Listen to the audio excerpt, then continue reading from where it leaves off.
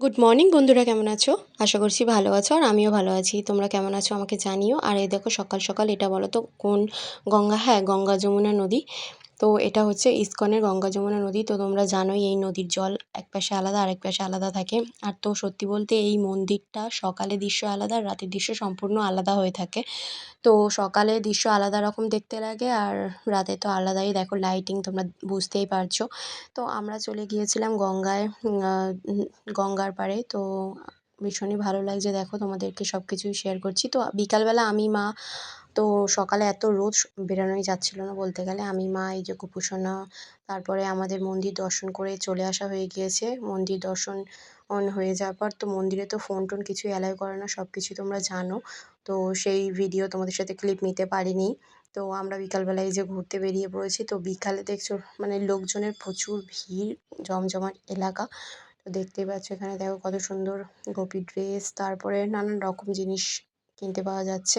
তো এই যে বিকালবেলা এই যে এই পাশটা এটা মন্দিরের তোমাদের মানে পেছনের সাইডটা তোমাদেরকে আম ইয়ে করে ভিডিও করে সম্পূর্ণ দেখাচ্ছি। দেখো বেশ কত ভালো লাগছে না? মেলার মতো লোক। আর সত্যি বলতে এখানে বিকালবেলা শনিবার, বিশেষ করে শনিবার যদি তোমরা আসো, তো এখানে রাস্তায় আলপনা দেওয়া হয়। তো আরও অনেক রকমের জিনিস তোমরা দেখতে পাবে এলে।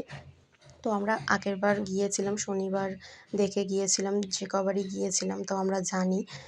তো তারপরে এবারে আর ওই দিন থেকে যাওয়া হয়নি। তো দেখো এখানে কত সুন্দর নাম কীর্তন হচ্ছে। তো এখানে বিকেল 4টে বাজলে এরকম নাম কীর্তন প্রভুরা সব করে। তো তারপরে এখানে এই যে কীর্তন হচ্ছে, তো এখানে হয়ে যাওয়ার পর তো আমরা চলে গিয়েছিলাম নতুন মন্দিরে দর্শন করতে। নতুন মন্দিরটা দর্শন করা হয়ে গিয়েছিল। তো তারপরে আমি, মা, বাবা 3 জনে মিলে চলে গিয়েছিলাম পাশে যে মন্দিরটা ছিল ওখানে আরতি, বিকালবেলা সন্ধ্যা আরতি দেখতে গিয়েছিলাম।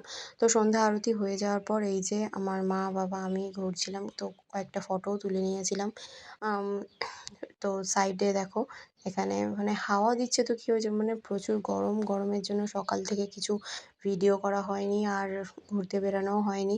তো আমরা প্রতিবার যাই যে সাইট সিনগুলো আগেই দেখা হয়ে যায়। তো সাইট সিনগুলো দেখা হয়ে যাওয়ার পর আর দেখে নিই। তো এবারে আর দেখা হয়নি। তো তারপরে এই যে আমরা, আমাদের খিদে পেয়ে গিয়েছিল কী বলবো। আর আমরা চলে গিয়েছিলাম এই যে রেস্টুরেন্টে আমরা গিয়ে ভিজিট করেছিলাম। তো তোমরা আসবে এই রেস্টুরেন্টে ভিজিট করবে, জিনিসপত্র মানে ইয়েগুলো দেখবে, মেনুগুলো। তো পিৎজা অনেক রকমের নানান রকমের আইটেম পাওয়া যায়।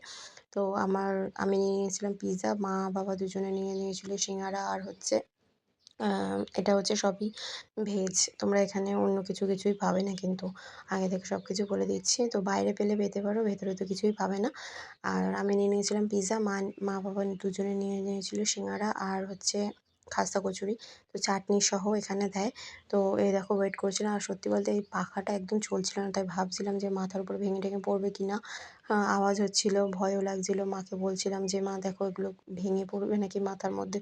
তো সেই ইয়েতে তো এই দেখো সিঙ্গারা নিয়ে নিয়েছে বাবা মা। তো যাই হোক খাওয়া দাওয়া হয়ে গিয়েছে। তো আমরা ওয়েট করেছিলাম। তো বাবা মন্দিরে গেছে। তো মন্দিরের এটা হচ্ছে পেছনের দৃশ্য তোমাদেরকে দেখাচ্ছি। না, এটা হচ্ছে মন্দিরের সামনের দৃশ্য তোমাদেরকে দেখাচ্ছি। দেখো সব কত লোকজন হয়েছে, এখানে সিকিউরিটি গার্ডও আছে। তো এখানে কোনো অসুবিধাই হবে না। তুমি যদি রাত 11টা 12টা একটা একাই ঘুরে বেড়াতো কোনো অসুবিধাই হবে না। তো এখানে দেখো কত মানে মন্দিরে কত সুন্দর লাইটিং হচ্ছে। লাইটিং দিয়েছে আর খুবই সুন্দর লাগে রাতের দৃশ্যটা সত্যি বলতে। মানে গেলে মানে মন প্রাণ সব কিছু শান্তি হয়ে যায়। আমি এই নিয়ে 3 বার গেছি। তোমরা কে কবার গেছো অতি অবশ্যই জানিও। আর আমার তো ভীষণই ভালো লাগে।